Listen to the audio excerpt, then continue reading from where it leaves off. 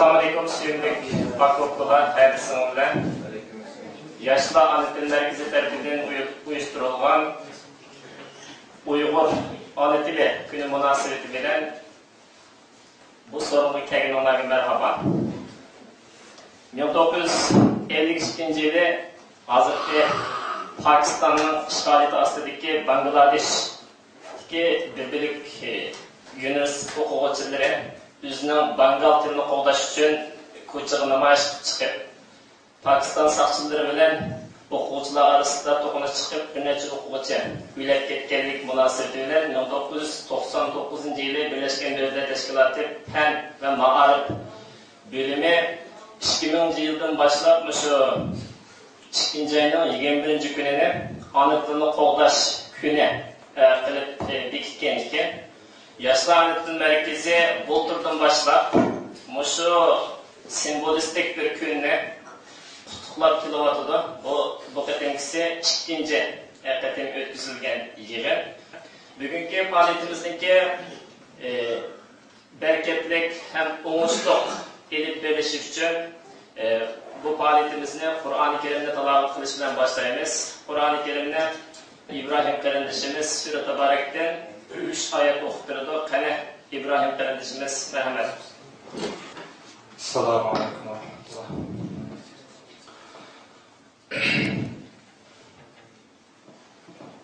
A'udhu billahi mineşşeytanirracim. Bismillahirrahmanirrahim.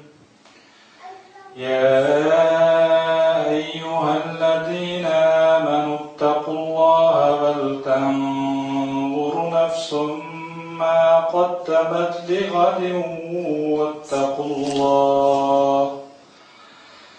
İnnallaha habirun bima ta'malun. Ve la tekunu kellezine nesullaha fa'ansahum anfusahum. Ulaika humul fasiqun. La yestavi ashabun nari ve ashabul cenneh. Ashabul cenneti humul faizun. Sadakallahu azim. Subhane rabbike rabbil izzati amma yasifun. وسلام على المرسلين والحمد لله رب العالمين. Birincisi İbrahim, Allah razı olsun. Allahümme inna nes'aluka en tecel Kur'an'el azime hâdâ rabî'a kulubina ve nûra sudurina ve celâ'a ahzânina ve zihâdâ humumina ve humumina ya Rabbel alemin. Benim hazır hemimizin konuştuk boğan vatan içi ve sırtıda Uyg'urlar arasida va Shirislar arasida balki xalqarada tanilgan ustasimiz Professor Doktor Asad Sulaymonni bugun hazırlagan darsini so'zlab berishga taklif qilaman. Qani Asad Sulaymon ustozimiz marhamat. Assalomu alaykum. Qadrdek qarindoshlar, vatandoshlar. Biz bugun har yili 21 fevral kuni yana dunyo ona tilini xotirlash kun munosabati bilan bu yerga yig'ilib ona tilimiz haqida bu yerda o'tirgan vatandoshlarga, qarindoshlarga ona tili haqidagi ba'zi temalarimiz bilan o'rtoqlashmoqchi. Bugun hamda sizlar bilan bu yerda muzokaralashadigan yoki o'zaro muhokama qilishadigan temamiz bizning ko'z oldimizdagi eng real masalalarning biri bo'lgan shu muhojiratdagi hayotimizda ona tilini qanday saqlash, uni qanday qo'llash. Uningdan muhojiratdagi hayotimizdan o'zimizning milliy kimligini qanday saqlash va qo'llash. Shundaqla muhojiratdagi oila, farzand, onalar masalasi qatorli bir turkum real masalalarni bu yerda ko'pchilik bilan o'rtoqlashmoqchi. Hamda hammamiz bilamiz, vatandan yiroq bir joyda, boshqa bir tuproqda yashayapmiz. Bu yashash jarayonida bizning realligimiz, biz duch kelayotgan amaliyot bizga shuni uqtirib turibdiki, bu yerdagi ko'p madaniyatlik jamiyatda, ko'p madaniyatlik bir davlatda bizda soni, nufusi, aholisi oz bo'lgan bir millat qanday qilib o'zining ona tilini, kimligini, o'zining o'y-xiyollarini, o'zining salohiyatini saqlagan asosda yashaymiz hamda bu yerdagi jamiyatning asosiy iqimiga qo'shilamiz. Demak, bu savollarning hammasi men bu yerda demsam, hammalarning kallasidan bir qurib o'tgan, duch kelgan va duch kelayotgan masalalar. Shuning uchun bizning bu duch kelgan masalalarimiz yolg'iz bu yerdagi Uyg'urlarning masalasi emas, balki vatan sifatidagi, shundaqla Yevropa, Amerikadagi minglagan, 10 minglagan mushundaq reallikqa duch kelib yashayotgan millatlarning hammasining beshiga duch kelayotgan bir reallik. Shunga biz bu reallikni hal qilishdan o'zimizga xos bo'lgan, o'zimizning yo'limiz lozim. Shundaqla biz bilan bu yerda yashayotgan, farovonlik yashayotgan, bizga o'xshash qismatga duch kelgan xalqlarning realligi bilan selishtirib qilish jarayonida bu reallikni hal qilishimiz mumkin. Şuna temamiz kelsak, temamizning birinchi nuqtasi oldi bilan shu muhojiratdagi Uyg'urlarning hayoti. Endi bu yerda muhojirat degan so'z chiqib qoldi. Muhojirat. Hammamiz bilamiz, muhojirat degan so'z arabchadan kelgan so'z, Uyg'urchada. Arabchadan kelgan so'z. Ya'ni vatandan ayrilib, o'zining ona tuprog'idan ayrilib, boshqa bir tuproqda, boshqa bir elda, boshqa bir xalqning orasida yashamoq degan so'zda ma'ni jihatdan aytganda. İngilizchada ba'zi ilm sohasida diaspora yoki exile degandek har xil so'zlardan ilindi. Ilm sohasida muhojirat hayotni maxsus bir tema sifatida tadqiq qilinib, hozir dunyoda keng turda tadqiq qilinayotgan bir temalarning birisi.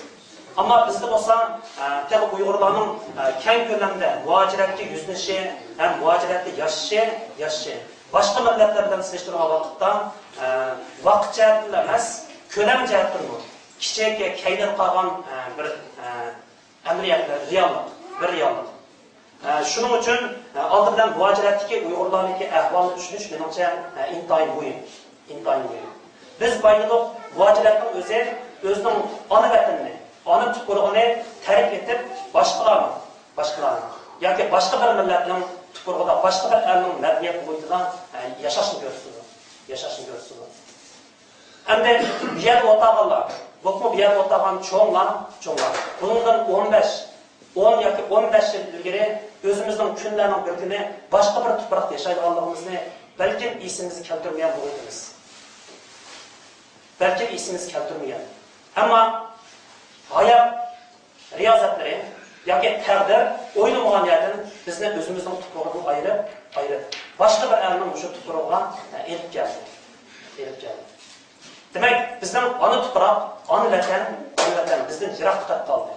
Hozir bizning ko'z oldimizda boshqa bir tuproq, boshqa bir madaniyat, boshqa bir ijtimoiy to'p, boshqa bir kishilar to'pasida biz yashayapmiz. Shuning uchun o'zining ona tuprog'idan ayrilib, boshqa bir to'pda yashagan vaqtda, inson o'z ona tuprog'iga, o'z vatanining qadriga haqiqiy yo'lda yetadi. Demak, bu shuni his qilib yetgan kundan boshlab inson o'zining hayoti haqida qayta bir o'ylanish, o'zini qayta bir muhokama qilib ko'rish. Men zodi kim? Mening tuprog'im qayerda? Mening salohiyatim nima? Mening kimligim nima? Degan masalalar haqida qayta o'ylashga majbur bo'ldim. Demak, bu xil reallik vatandan ayrilib muhojiratda yashashdan iborat. Bu reallik bizga o'zimiz haqida keng ko'lamda o'ylash fursatini berdi. Menimcha bu yerda o'taqalarning ichida o'zining bu savollarni so'ramagan hech kim bo'lmasa kerak. Shunga biz bugungi kunda bugungi kunda har bir inson suhbati bilan o'zimizning hayotimizga, o'zimizning o'tmishimizga, shundaqla vatanni tashlab, musha erga chiqish jarayonidagi musha shaxsiy hayotimizga nazar solmoqda, chet ellardagi, ya'ni muhojiratdagi Uyg'urlarning jamiyatlarning shakllanishi, bu to'pning qanday bir madaniyat muhitida yashayotganligi, qanday bir masalalarga duch kelayotganligi iborat bu real masalalarni texnik kengroq nuqtadan o'yina olamiz.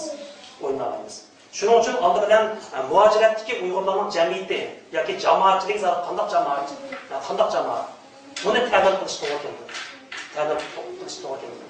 Endi vatanda har bir millat o'zining ona tuprog'ida yashagan vaqtda bu masalalar ular uchun cho'ng masala emas. Chunki vatanda biz bir cho'ng bir jamoatchilikning ichida yashaydik. Vatandagi chog'imizda tasavvurga zimin bizning edi. Gerçi o zamanla biz iyi olamagan bo'lsak-mı, lekin mushu zimin meningdi, mushu tuproq meningdi degan bir ideya, bir xiyol bo'lgani uchun o'zimizdan mayli boy bo'ling, kambag'al bo'ling, lekin ruhiy jihatdan odamning ichida ajoyib bir qanday tuyg'u bo'ldi. Haqdorlik tuyg'usi bo'ldi. Mushu ziminga, mushu elga, mushu tuproqqa, mushu madaniyatga bo'lgan bir xil haqdorlik tuyg'usi bo'ldi. Lekin mushu zimindan, mushu tuproqdan ayrilgan kundan boshlab siz başka bir medeniyetga, başka bir elning tuprog'iga yashaysiz, boshqalarning ziminda yashaysiz. Demak, bu vaqtda moddiy jihatdan qanchalik odam to'yilgan bo'lsin va yoki boshqa masalalarni hal qilgan bo'lsin, ammo ruhiyat jihatdan qaytadan bir qavjirashqa. O'zida noma'lum bir narsaning kamlik ekanligini his qilishga boshlaydi. Demek bu narsaning o'zi muhojirat hayoti olib kelgan odamning psixik, ruhiy jihatdagi bir o'zgarishi. Shunga buni psixologiyada odat shilichidan bor travma. Ya'ni ruhiy, ma'naviy jihatdan bir qatorliq andikish, silkinish o'zidan. Psixik va ruhiy jihatdan kelib chiqqan bir xil tangqo'ngsizlik odamniki. Shuning uchun mushunaq muhitga kirgan vaqtda uzun mazgil odam o'zini yo'qotib qo'ydi. Qanday qilish kerak? Shunga biz vatandan ayrildik, yangi bir ijtimoiy muhitga kirdik, hayot davomlashyapti. Shunga biz musha hayotni davomlashtirishimiz kerak. Shunga bu jarayondagi nurg'un masalalar shaxs suhbati bilan har bir insonda hal qilish qiyindek tuyuladi. Jamoatchilik suhbati bilan bir ijtimoiy to'plamni musha masalaga duch kelganda buni hal qilish texnik qiyinlashadi. Shunga chet eldagi Uyg'urlarning xuddi xumdak chechilib ketishi, birga kelolmasligi, bir-biridan gumon qilishi, o'zini qo'yib etmasligi, bir-biriga ishonmaslik, bu psixikalarning hammasi amaliyotda vatandan ayrilgandan keyingi yot tuproq, yot eldan. Mushunga maslashish jarayonidagi odamning ruhiy, ma'naviy jihatdan paydo bo'lgan bir xil ruhiy tangqo'ngsizlik deyishga bo'ladi. Shuning uchun bu nuqtani har bir inson bo'lish bilan har bir inson to'g'ri tunish kerak. Mayli narsa yashamaydi, hayotni davomlashtirish kerak. Xizmatni davomlashtirish kerak. O'zimizdagi bir kishilik mas'uliyatni davomlashtirish kerak. Shuning uchun bu nuqtani o'ylagan vaqtda bizning qilgan ishimiz bekdir. Boybizda bir madaniyatdan yana bir madaniyat ko'chgan vaqtda odamda ruhiy, psixik jihatdan bir xil cho'chish, andikish bo'ldi. Inglizchada buni cultural shock deb qo'ydi. Shock. Ya'ni andikish, tavrash, silkinish o'zidagi bir xil silkinish. Shunga mushu o'tgandan qanday o'tib ketamiz bu yerda? Mushu o'tgan keltirib chiqargan ruhiy, psixik jihatdagi masalalarni qanday hal qilib, o'zimizni ruhiy jihatdan qanday ozod qilib, oilamizning ichida qanday o'zimizni ma'naviy jihatdan, ya'ni beytib, ruhiy jihatdan xo'shal holda farzandlarimizni xuddi o'zimizning ona tuproqda yashayotgandek bir kayfiyat bilan sog'lom ruhiy holat bilan tarbiyalaymiz. Demak, bu masalalar muhojirat yashayotgan barliq millatlarga o'rtaq duch kelayotgan psixik masala. Xo'sh, biz bu xil masalalarni hal qilgandan keyin ikkinchi qadamimiz nima bo'ldi degan vaqtda, ikkinchi qadam hayotni davomlashtirish uchun Bu yerga moslashish masalasi. Moslashish. Shunday olmasmi? Moslashish. Hamda moslashish qanday bo'ldi? Moslashish. Dunyo tarixi bizga shuni uqtadiki, dunyodagi nurg'un millatlarning tarixida shakllangan tajribalar shuni uqtadiki, bir millat o'zining hayotida duch kelgan egiz pastliklar, ziddiyatlar, eng cho'nqur tragediyalar, qiyin o'tganlarni faqat shu sharoitda moslashgan, ko'rgan, shu sharoitda o'zini dansab mang'alagan millatlarning hammasi dunyo tarixida saqlanib qoldi. Moslashalmagan millatlarning hammasi tarix sahnasidan tushib qoldi. Shuning uchun bir millat agar o'zi duch kelayotgan mushu sharoitda moslashib, mushu o'talgan millatlar davomli o'zining hayotiy kuchini saqlab, tarixda olib qaratmoqda. Agar bu moslashish hayotiy kuchini yo'qotgan millatlar tarix sahnasidan tushib qoldi. Dunyo tarixida biz nurg'un millatlarning tarix sahnasiga chiqib, ularning moslashamasi sababidan tarix sahnasidan g'oyib bo'lganlarga oid nurg'un misollar bor. Masalan, bizning vatanimizda o'rta asrda o'tgan Sug'da deydigan bir millat bor. Sug'da. Yoki bunday aytganda, Sug'dalarning mutlaq ko'p qismi Uyg'urlarning etnik tarbiya qismiga singib ketgan. Tarixiy materiallardan ma'lum bo'lishicha, Sug'da degan millat aslida Sharqiy Iron til sistemasi so'zlaydigan. Ammo bizning vatanimizda keng ko'lamda savdo tijorat bilan shug'ullangan bir millat. Sug'dalar O'rta Osiyoda qadimgi Arab dunyosi bilan Sharqdagi mushu Tang imperiyasi, Ironliklar bilan o'z davridagi Urxun Uyg'ur xonligi, Ko'ktürk xonligi qatorliq xonadonliklarning o'rtasida savdo tijorat munosabatini olib berib, intayin zo'r o'zi boylik to'plagan mushundaq bir millat. Ammo keyingi vaqtlar kelgan vaqtda Sug'dalar tarix sahnasidan g'oyib bo'ldi. Mushundaq ko'p pul topgan, iqtisod asosida ega bo'lgan bir qancha imperiyalarning o'rtasida savdo tijorat bilan bularni bir-birisiga bog'lab turgan mushundaq cho'ng xalq nima uchun tarix sahnasidan tushib qoldi? Sug'dalarning tarixdan g'oyib bo'lishini ta'lim qilgan bo'lsa, buning tagida intayin ko'p masalalar. Buning biri nima degan vaqtda Sug'dalarning muqim bir tuproqni dastlab turib o'zining hokimiyatini tiklaganligi bu birinchi sabab. Ikkinchisi, mushundaq cho'ng tarixiy territoriyaning ichidan har qaysi millatlarning o'rtasida kelishtirgichi va bir-biriga bog'liqchilik rolini o'ynagan Sug'dalarning garchi dunyodagi bir qanchadan cho'ng tillarni egallagan bo'lsa-mu, lekin o'zining ona tilini saqlab qolishdan iborat bu muhim masala hal qilmaganligi Sug'dalarning tarix sahnasidan g'oyib bo'lishining bir sababi. Demak, biz bu misollarni olgan bo'lsak, bir millatning o'zi duch kelgan ko'z oldidagi reallikqa qanday moslashish, qiyin o'tganlarning qanday o'tish, hamda o'zini mushu reallikqa qanday moslashtirish masalasi bizning ko'z oldimizga eng muhim masala. Bu bir millat uchun muhim, har bir shaxs uchun muhim. Hozir bu muajiratdagi mayli Yevropaning har qaysi davlatlarida bo'lsin, Amerika, Avstraliyada bo'lsin, bu yerga yashayotgan nurg'un Uyg'urlar qaragan bo'lsa, bu Uyg'urlar bu yerdagi jamiyatning asosiy iqimidan sirt, ya'ni bu jamiyatning asosiy iqimining ichidagi kichik bir orolda yashaymiz. Chunki bu jamiyatga qo'shilib ketay desak, o'zimizning mavjudligini yo'qotib qo'yishdan ansiraymiz.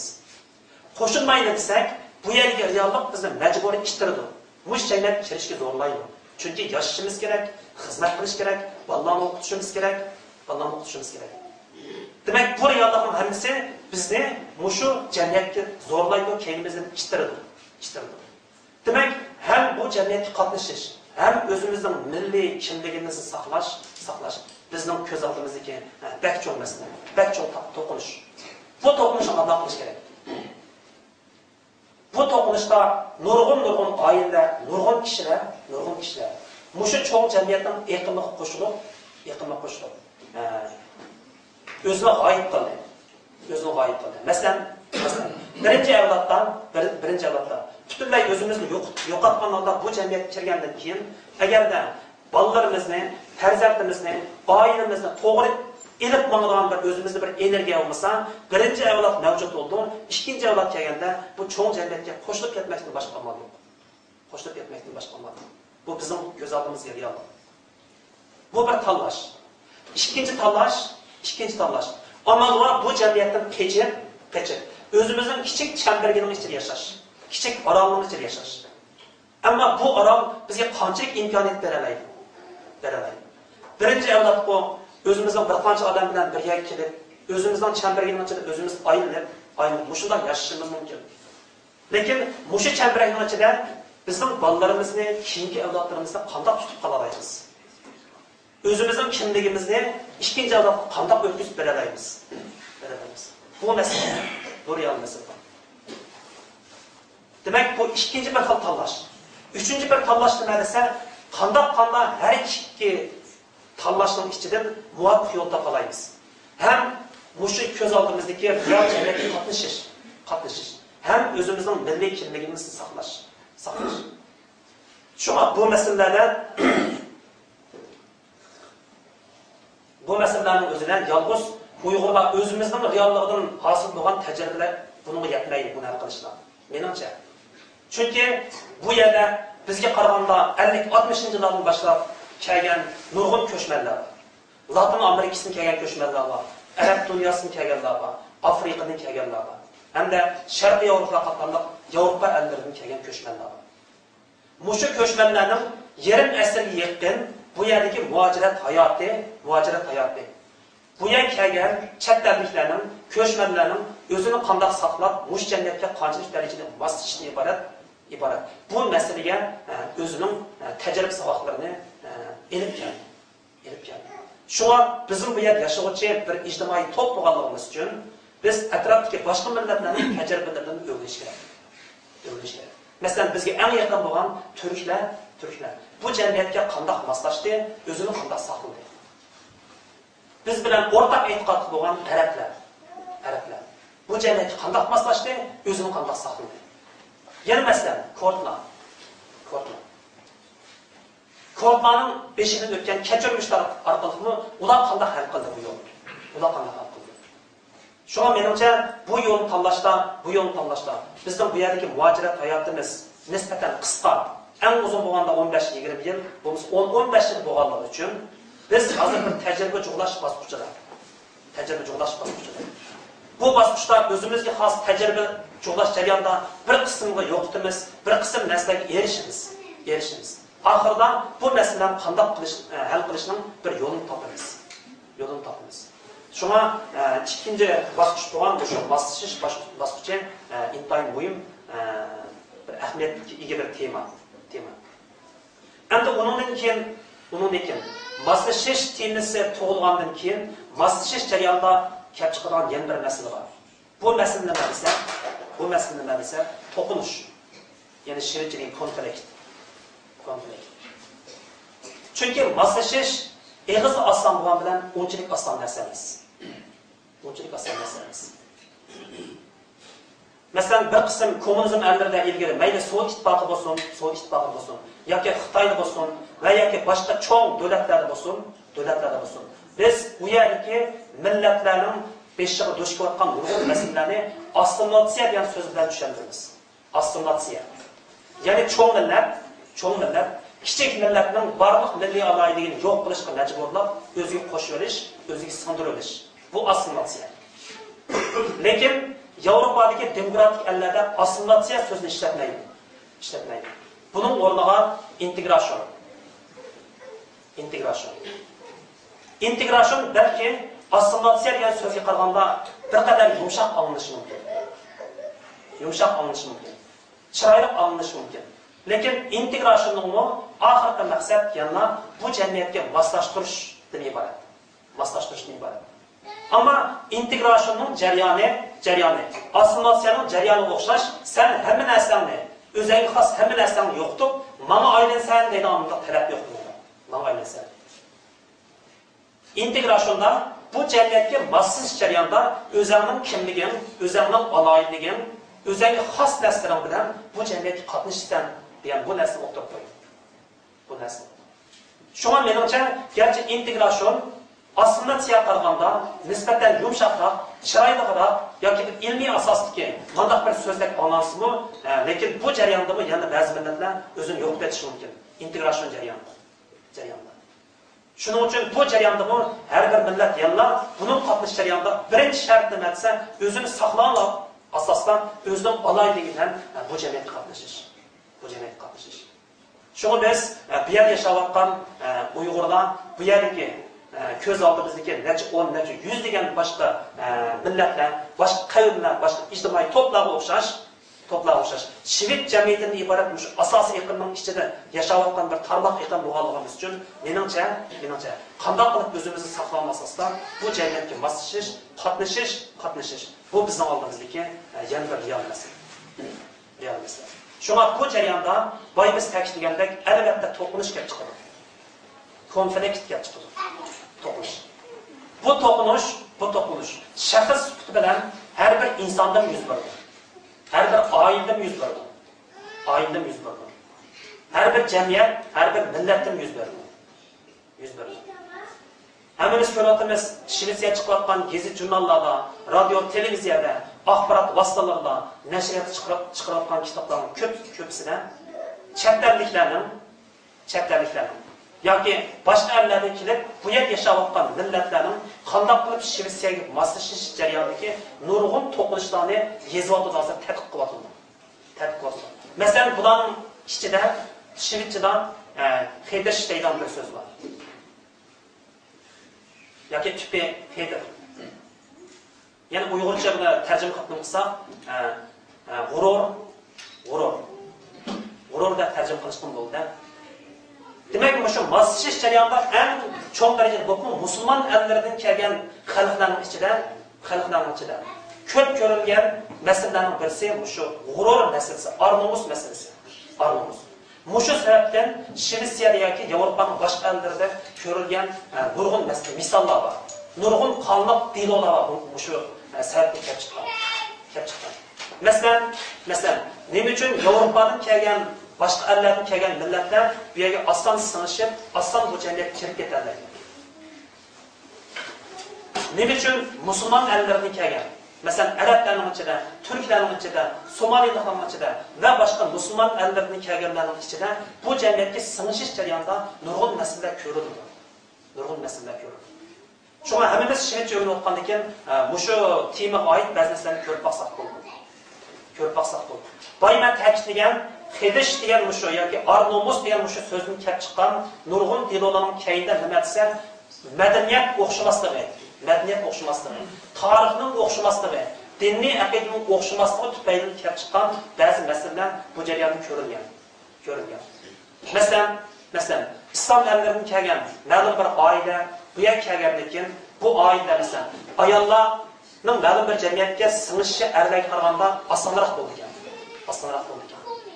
Ayollar nurg'un narsa oson qabul qilib bu jamiyatga moslashish jarayonida masalan oila kelib chiqadigan er bilan ayolning o'rtasidagi to'qinish. Umumiy yana bir tipini batsam to'qinishniki. Oila biz bolalarimiz bilan keldik. Vatanda yoki o'zimizning madaniyatimiz bo'lsa, o'zimizning muhitimiz bilan, o'zimizning madaniyat, diniy aqida bilan bolalarni tarbiyalaydi. Lekin bu yerga kelgandan keyin bu yerdagi muhit o'xshamadi. Biz cho'g'larning kallamizda vatandan olib kelgan o'zimizning tafakkurimiz, o'zimizning psixikimiz, o'zimizning an'anamiz hukm surdi. Lekin bolalarimiz bu yer kichik vaqtda keldi yoki bu yer tug'ildi. Oiladan sirt, yaslida, maktabda, jamiyatda bu yerning madaniyat bo'yicha o'zini qabul qildi. Demak, ikkinchi avlod bilan birinchi avlod ota-onalar bilan bolalar o'rtasida tabiiy holda bir to'qinish kelib chiqdi. Yoki bir orliq yoki bir ziddiyat kelib chiqdi. Bu ziddiyat nima desa, birinchi avlod bilan ikkinchi avlodniki ziddiyat.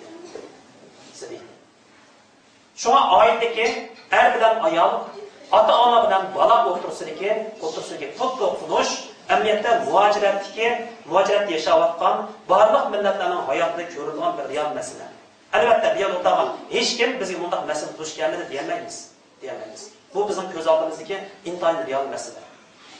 Shunga biz mushu jamiyatga qatnashish jarayonida biz yuqorida tilga olgan bu xil to'qnashuvlarni qanday hal qilib moslashish jarayonining o'zimi bizdagi nihoyat ko'p kuch talab qilgan bir narsa. Hamda muhojiratdagi Uyg'urlar hayotining oxirida bir ta'kidlaydigan bir yerga nuqta. Demak, to'qnashishni his qildik. Hamda bu to'qnashishni qanday hal qilib bu jamiyatga qatnashib yashash masalasi. Ya'ni o'zini saqlagan holda bu yerdagi jamiyatning asosiy iqlimiga moslashish. Hamda bu yerda nazariya xarakterli terminlar ko'p, ammo har bir odamning, har bir oilaning, har bir millatning bu yerdagi real hayoti, ham real hayotni e'lon misollar amaliyotda bu temani hal qilishdagi intayin muhim. Usullarning biri deyishga bo'ladi. Shuning uchun biz yuqorqi masalalarni hal qilgandan so'ng bu jamiyatga, yana bu madaniyatga, shu muhitga moslashib yashash jarayonida qanday qilib o'zimizni saqlab, o'zimizning o'zgichiligi bilan bu jamiyatga kirish masalasi bizning ko'z oldimizda turgan muhim masalalardir. Shunga bugun men vaqt munosabati bilan faqat muhojirat hukmi ham muhojiratdagi Uyg'urlar hayotining bizga ko'ringan bir qism tashlab temalarni tashlab ketdim. Qolganini hammamiz tafakkurli inson bo'lgan ekan, o'ylashib baqsaq bo'ldi. Demak, bu yerda bularni konkret hal qilishning chorasini balkim Xudoy bo'lsa, kelgusidagi leksiyalarimiz deyishimiz mumkin. Men bu yerda faqat temani tashlab ketdim. Bu birinchi nuqta. Endi ikkinchi nuqta darsligimni yeziqlab 21 fevral Dunyo ona tili kuni munosabati bilan bugungi leksiyamizning asosli temasi yana muhojiratdagi ona tili masalasi.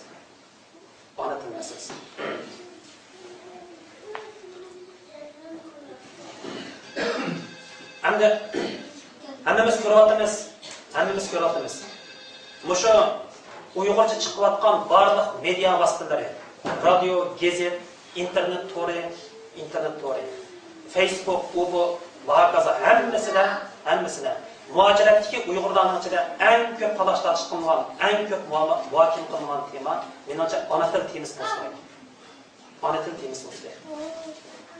Shunga biz bir millat ta'birlagan vaqtda bir millatning milliy aloyidligini, uning milliy mavjudligini hosil qilib turgan eng muhim nuqtalarning birini territoriya, milliy psixikalik birlik va boshqa aloyidliklarning boshqa eng muhim bir narsa til masalasi bor.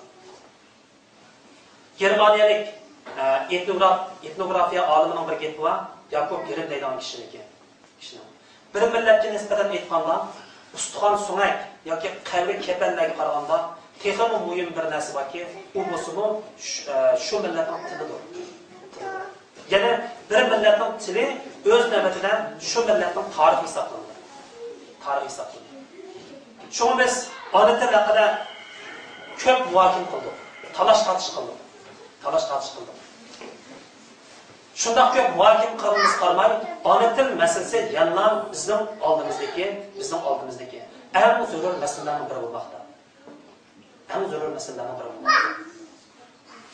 Chunki biz boy deganda o'zimiz taalluq bo'lgan aslidagi ona tuproq, vatan yoki o'zimizning ona yurtimizda ona tilning bu qadar cho'nqur ona til masalasiga kirishni biz his qilib yetmagan. Balkim vatanlik chog'imizda bizning ma'rif sepimizda ona tilimizning ma'rif tili sifatida, ma'rif tilidan qat qilishdan iborat mushu kirizga duch kelgan. Lekin oilada Uyg'ur jamiyatida biz Uyg'ur tilini ishlatmay qolamizmi deydigan bunday andish yo'q edi. Chunki vatandagi cho'ng muhit, o'zimizning o'sha cho'ng tuprog'i bizning ona tilimizda qo'g'daydigan, uni rivojlantirgan eng cho'ng bir sahna edi. Lekin biz bugungi kunda bu sahnadan ayrildik. Vatandan ayrilgan kundan boshlab ona tilining qanchalik muhimligi, ana tilni qo'g'dashning, amaliyotda o'zimizni qo'g'dashning eng muhim vositasi ekanligini bu yerda eng chuqur darajada his qilib yetdik. Shuning uchun bu masalani har bir shaxs bilan, har bir inson, har bir oila buni qanday hal qilamiz? Hammamizga ma'lum, hozir dunyoda necha 10 ming xil til bor. Lekin 80-yillardan keyin dunyo taraqqiyotining nihoyat tez darajada rivojlanishi, internet to'rining butun dunyoga yayilishi bilan hozir dunyo bir parcha kichik bir yer shari kenti yoki global deb qo'yib yer shari kenti qoldi. Dunyoning bu yerdan masalan bugungi mushu nuqtasidan qarshi tarafdagi eng yiroq nuqtasiga hozir 15 dan 20 soat ichida aeroplan bilan berib bo'ldi. Shunga dunyo bugungi kunda biz uchun yiroq emas. Dunyo qadimgi zamondagidek biz uchun unchalik kenglik poyansiz narsa emas.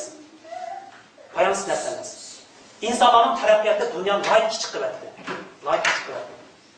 Shunga bugungi kunda kichiklayotgan, doirs tarayotgan, ko'p qutuplikdan balki bir qutub qarab rivojlanayotgan bu dunyoda yilga necha tilla iste'mol qilyapti. Yilda bir qancha kichik tillar yo'qolyapti. Xalqlar birining keyindan biri o'zining milliy mavjudligini yo'qotib, yer sharidagi cho'ng tillar, cho'ng madaniyatlarning qo'yniga singib ketyapti. Demak, mushu yuzlashning ichida Uyg'urlar bir tomchi xolos, menimcha. Bir tomchi. Shunga tarixdagi har qanday bir davr bilan solishtirgan vaqtda bugungi kunda Uyg'ur tili duch kelgan kriz tarixga har qanday vaqt qaragan vaqtda eng og'ir bir davrda yashayapmiz. Necha ming yillardan buyon bizning ajdodlarimiz yo'qotmay ona tilini so'zlashib, rivojlantirib, kitoblarni yozib, tarixlarni tutib, bu tilimizni bugungi kunda bizga topshirdilar. Bugun biz bu tilda so'zlayapmiz. Bu tilni ishlatib yashayapmiz. Gerçi çoğu muhitimizde işletmemsek mi? Gerçi hakimiyetden yiroqlashgan bo'lsin mu? Gerçi ma'rif sevgiden sıkı çıkarılan bo'lsin mu? Lekin bu til dünyadaki minglab ailelerdə kündüz sözünü oldu. Şundaqken eğer bugün ecdatlarımız bizga topshirib bergan bu tilni bugün kundikda bizning davrimiz kelganda biz yo'qotib qo'ysak, bunun mas'uliyati bekmeyelim qarindoshlar, bekmeyelim. Shuning uchun bu tilni saqlashning og'ir mas'uliyati bu yerdagi ota-onalarga yuklangan. Ota-onalarning ichida bu bizning ayollarimiz bor, onalarimiz yuklangan. Bu nuqtani cho'nqur darajada his qilmasak bo'lmaydi. Hozir his qilgan bir davr keldi. Ham biz boy so'zlarda to'q ona tilniki darajasini bundaq bir qancha nuqta bo'lishga bo'ladi. Masalan, Uyg'ur tili bizning ona tilimiz bo'lgan bo'lsa, dunyodagi har mavjud tillarning hammasi ma'lum millat uchun ona til. Ammo bu tillarniki dunyodagi o'rni hamda tutgan egallagan dunyoga ta'sir ko'rsatgan ta'sir doirasining o'xshamasligi sababidan tillar cho'ng kichiklikka bo'lingan. Shunga bugungi kunda hukmron tillarning hammasi hokimiyat beshlik tillar. Cho'ng tillarning hammasi davlat halqon, madaniyat halqon, qit'a halqon tillar. Demak, bizning tilimiz bugungi kunda davlat halqon, qit'a halqon hamda davlatlar aro o'rtaq aloqa vositasi bo'lgan bunday holatda emas Uyg'ur tilining ahvoli. Ahvol emas. Bu xil ahvoldagi cho'ng tillar biz bilayotgan masalan ingliz tili. Her yılda dünyadaki bir qancha kichik tillarni o'ziga singdirib, bag'asir yo'g'onlab ingliz tilining gavdasi. Belki kelajakdagi 20-30 yildan keyin 2050-yilga bo'lgan vaqtda ingliz tili dunyoning xeyli zo'r bir qismi nimasini egallashi mumkin. Hatto Shvetsiyani olgan bo'lsak, o'z oldiga İgilik hukuku var. Özünün dövdüğünü kurgan Şvetsiyadaki bir memleketten o İngiliz tili yanına akademik orunda, hükümran orunda ekan. Şvetsiyadaki tabiiy fandagi akademik orunda Şvet tili emas, balki İngiliz tili hükümran qilib bergan. Gerçi devletlik başka barliq uşak aloqalari Şvet tilida mavsum. Demek biz muşu nuqtadan qaraydigan bo'lsak, İngiliz tilining hozir dunyoga qanchalik darajada yil satqanligini ko'rib oldik. Demek bizning ana tilimiz bu darajadagi o'rinni yortolgani yo'q. Endi ikkinchi darajadagi tillar qanday tillar desam, ikkinchi darajadagi tillar ma'lum davlatda, ma'lum rayonda shu davlatning hokimiyat, siyosat, madaniyat va boshqa jihatlarda hal qilg'uch rol o'ynayotgan, hukmron o'rin turayotgan tillar. Masalan, German tili, Fransuz tili, Şved tili ve başka devlet tili darajasiga ko'tarilgan tillar. Demek bundaq tillarni tez arada yo'qab, o'zining aniqlamasini yo'qitib qo'yish ehtimollari oz. Chunki bu tillarni hokimiyat qo'llab turadi. Davlat qo'llab turadi. Bu tillarga chiqayotgan million nusxalik kitoblar, gazet jurnallar, radio, televiziyalarning tillari qo'llab turadi. Bizning tilimiz ikkinchi darajadagi bu tillarning to'kimiga kirolmaydi. Undaqda hozirgi tilimizning o'rni zodi nerede? Mayli vatanda bo'lsin yoki muajiratda va chet ellardagi Uyg'urlarning hayotida bo'lsin, Uyg'ur tili kundan kunga oila tilidan iborat shu qatlamning ichida saqlanmoqda. Ama vatanga ifade etganda her anda Uyg'ur tilini ma'lum bir rayon xarakterida madaniyatni so'rab maquvchi bir til holida ayrılgan yo'q. Hokimiyatdan yiroqlashtiryapti. Asta.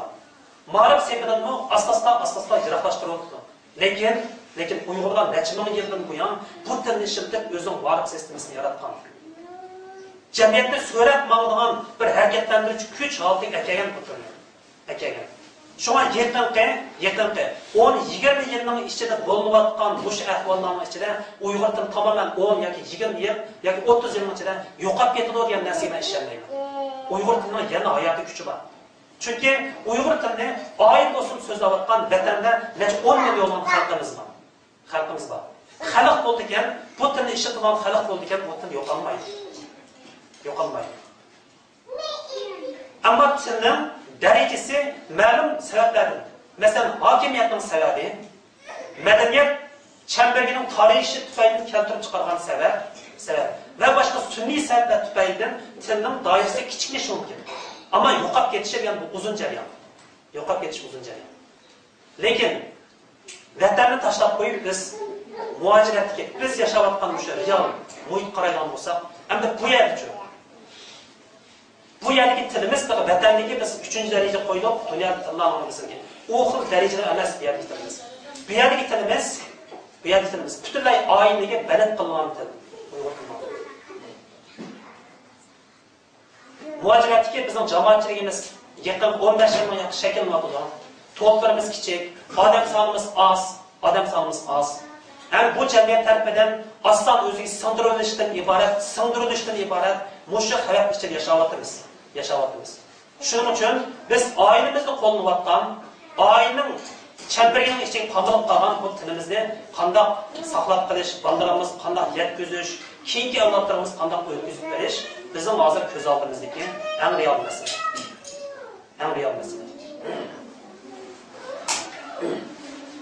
Bu bir nuqta. Hamda yana bir nuqta ona til masalasiga kelgan vaqtda, yana nurg'un ayollar kelibdi, farzandlarimiz kelibdi, onalar kelibdi. Hamda bir jamiyatga nisbatan aytganda, izchil holda Uyg'ur jamiyatida erlarning jamiyatni so'rab menish, jamiyatga mas'ul bo'lish, jamiyatni harakatlantirishdan iborat mushu mas'uliyatda erlarning roli Uyg'ur jamiyatida izchil ta'kidlangan. Ammo Uyg'ur jamiyatiga nisbatan aytganda onalarning rolini biz ta'kidlashimiz kerak. Qancha ta'kidlasak bu yana oziq qiladigan, kamlik qiladigan bir tema. Chunki bizning farzandlarimiz bu dunyoga tug'ilib ko'z ochib tunji qatam ular tarbiyalaydigan muallimlar bizning onalarimiz. Onalarning qo'ldan tarbiyalanadi. Uyg'ur tilining tunji tovushi onalarning ovozi, onalarning so'zi orqali bolalarning qalbiga terildi. Shuning uchun erlarga qaraganda ayollarning ballarımızın ana tilini tərbiyyələşdiki məsuliyyəti texmi çox, texmi eğir. Şu an bu nöqtəni ərlər mis qilish kerak, ayollar mis qilish kerak. Dünyada bununla nurg'un misollar var. Bir millatning ichidagi ayollarga e'tibor qilmaslik, ayollarni tarbiyalamaslik, ayollarni chatqiqish, ayollarning rolini to'lmaslik tufaylidan dunyoda tarix sanasi o'chib ketgan nurg'un millatlarning misollari var. Masalan, misol uchun aytadigan bo'lsak, bugungi kunda yer shari noyib cho'ng darajada bir kichik bir kalit joyida insonlar bir-biridan aralashib, shunday yashayotgan bir jamiyatda millatlar aro to'ylishish yoki bir-birisiga yo'g'irlishish, assimilyatsiya bo'lishdan qadmay pek tezlashib ketdi. Mushunda muhitda hozir millatlar aro tarixni bag'ansir ozib ketdi. Hamda mushu muhitda, mushu millatni saqlashda yana onalarning, ayollarning hal qilish kuchiga dunyodagi tadqiqotchilar, psixologlar, ma'rifshunoslar buni allaqachon yakunladi. Masalan, bir misolni aytadigan bo'lsak, hozir Yahudi degan hukmni hammaga bilasizlar. Yahudi degan millatning qanday qilib o'zining milliy kimligini saqlab, hozir dunyodagi bir qudratli bir davlat yoki millat sifatida mavjud bo'layotganligini hammamiz bilamiz. Bugungi kunda Yahudi degan millatniki milliy tabiatini saqlashda erlar bilan ayollarning roli ikkisi o'xshamaydi. Chunki necha ming yildan buyon Yahudilar dunyoning har yeriga qumdak chechilib ketgan. Chechilib ketib 47-yilda İsrail'e davlati qurilgandan keyin dunyoning har yeriga chechilib ketgan Yahudilar yig'ilib o'zining davlatini qurdi. Davlatini qurgandan keyin dunyoning har yeridan kelgan men Yahudi degan odamlarning Yahudiligini o'lchaydigan o'lcham nima? Mushu o'lchamda bular nihoyat ko'p tadqiqot elib berib, eng oxirida İsrail'e kilatgan insonlarning Yahudiligini o'lchashning o'lchami uning dadasining Yahudi bo'lganligi emas, balki onasining Yahudi bo'lganligini o'lcham qonuni bo'lgan. Demak, biz buni o'ylashib boqaylik. İkinci avlodga o'zining milliy kimligini singdirishda erlarga qaraganda ayollarning roli kuchli bo'ldi. Chunki bir oilada tug'ilib toki 7 yoshda yoki yasiga borgan oraliqdagi tarbiyani ona berdi. Shu vaqtda ona qanday bir mas'uliyatni, qanday bir ruhni bolaning qalbiga tersa, kelgusida bola shu ruh bilan cho'ng bo'lishi mumkin. Shunga bundan keyingi bizning Uyg'ur tilimiz, ya'ni ona tilimiz duch kelayotgan mushu masala, ya'ni tilni saqlash, rivojlantirish. Uni bir butunlik ega qilish jarayonida biz Uyg'ur ayollarining yoki Uyg'ur onalarining roliga sal qarsak bo'lmaydi. Bu yana bir nuqta.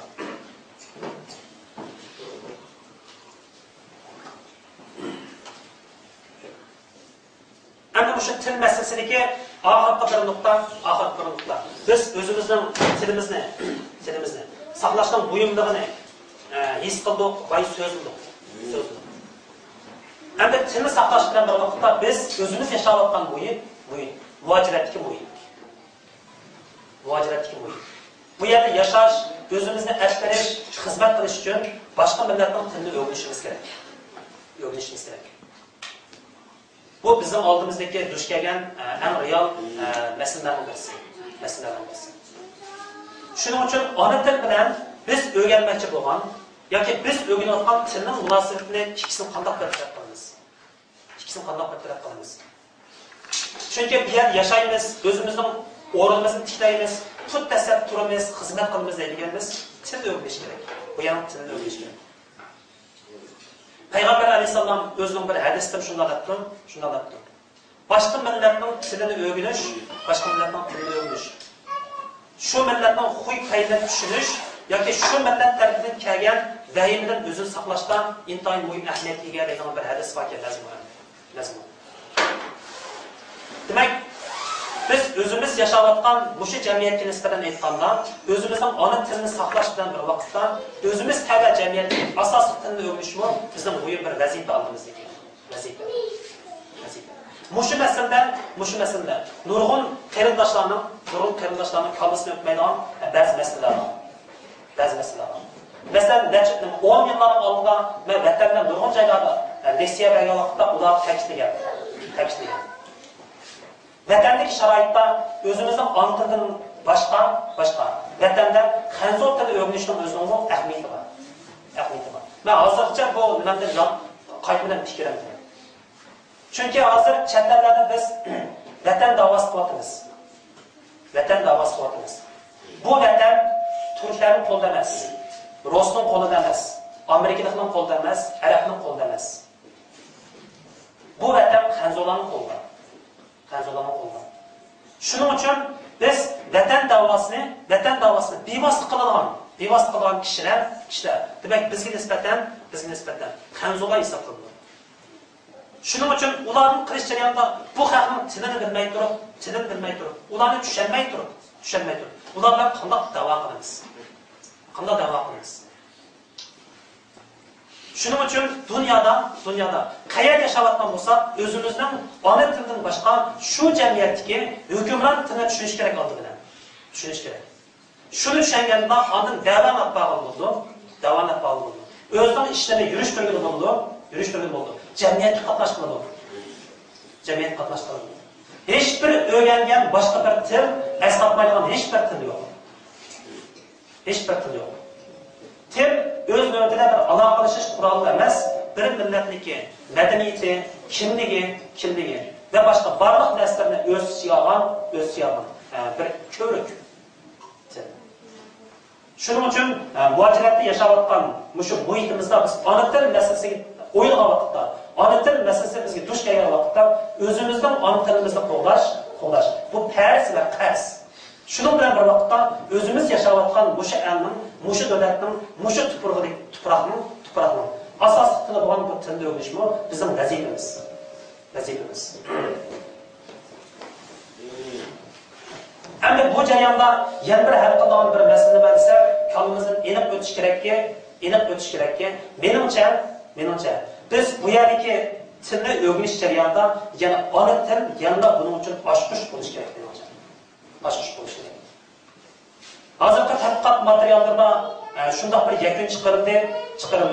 80-yillardan boshlab vatandan chetlarga chiqib yoki vatanning o'zining ichida o'qib, doktorlik unvonini olgan necha yuz degan bizning ziyolilarimiz bor. Necha yuz degan bilim odamlarimiz bor. Mushu kishilarniki o'qigan til masalasini isbotsizlik qilish orqali bularning 80%dan ko'pragi boshlang'ich o'rta maktabni o'zining ona tilida tamomlagan. Tamomlab keyin vatanda yoki chet ellarda boshqa tillar orqali o'qib, axir doktorlik unvoni olganlarniki 80% yana o'zining ona tili orqali o'qigan. Demak, bu statistika nima tushuntirdi degan vaqtda oldi bilan bir millatning sarxillari tafakkur jihatdan kallaning sagakligi jihatdan fikr jihatdan aytganda onatin bir millat tafakkurni yetaklaydigan muhim omil bo'lgani uchun oldi bilan tafakkur onatinda chiqish kerak. Ona tilida chiqqan tafakkur sof, ravon, ochiq va suzuk bo'ldi. Ona tili ravon kishilarning boshqa til o'rgangandan keyin shu tilni o'rgatishimi ravon, sof, suzuk bo'ldi.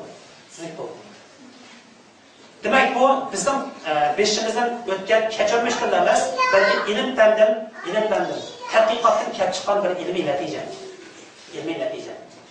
Shuning uchun endi biz bugun mayada bu yer muajiratdagi bo'yitdan ba'zi otalar o'ylash mumkinda, masalan, mening balam shvets yaxshi bo'lmayotdi, ingliz yaxshi bo'lmayotdi deb uni o'qitish taklif qilib, bu jihatdan yordam berishni faqat o'ylashayotgan otalar.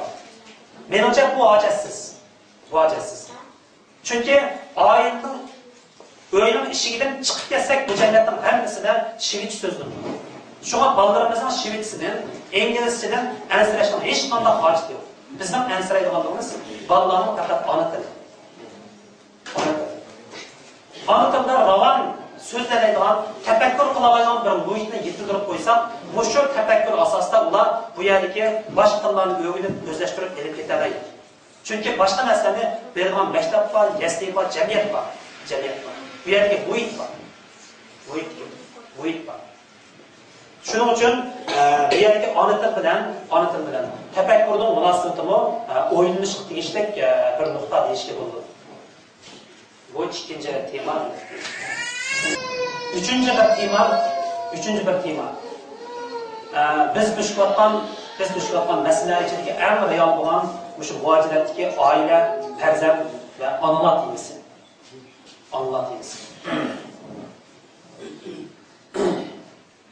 Hammamizga ma'lum aile ilmiy til bilan aytganda jamiyatning eng kichik hujayrasi. Bir jamiyat, bir toplum yoki bir millat oiladan iborat shunday sonsizlagan hujayra zanjiridan bir ijtimoiy top, bir millat tashkillangan.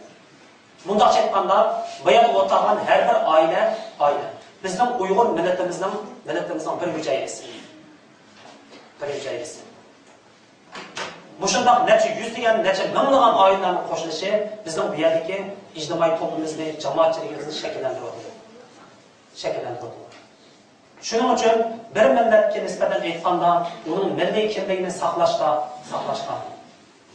o'zini qo'llashda, rivojlantirishda eng muhim halqa yana oiladan iborat. Bo'libmi muajiratdagi shu hayotda biz uchun oila har birimiz uchun vatan. Chunki oiladan chiqib kelsak, o'yin ishidan chiqsak, sirtki muhitning hammasi biz uchun yot. Madaniyat yot, insonlar yot, til yot. Ammo oilaning ichiga kirsak, xuddi vatanni qaytib bo'lgandek, oilaning ichida yana vatanni his qilamiz. Uyg'ur tilida so'zlaymiz, Uyg'urcha muhit yashaymiz, Uyg'urcha tomoqni yeymiz. Uyg'urcha tafakkur qilamiz. Shunga muajiratda biz jamiyatlarga uyushib ish qilish uchun oldi bilan oiladan iborat shu kichik tugunni qandoq tutish, qandoq atlanish bizning oldimizdagi eng muhim masalalar. Hozirga qadar insonlarning shu yer yuzida yashashdan iborat necha 100 ming yillik tarix shuni isbotladiki, oila hozirgacha insonlarning jamiyat birligidagi eng mukammal bir kichik birlik. Bu tajribadan o'tgan narsa. Shunga oilada bir millatning tilini saqlangan emas, balki shu millatning ro'yi, ma'naviyati, axloqi, tafakkuri oldi bilan oila o'lcham qilib saqlangan.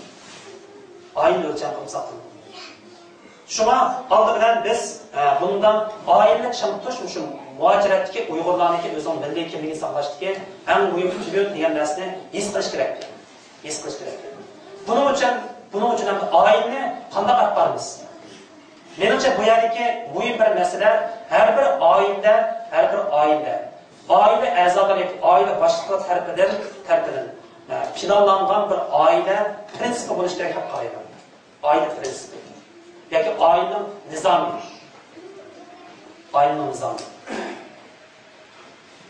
Chunki dunyodagi taraqqiy qilgan millatlarniki oila madaniyati tadqiqotida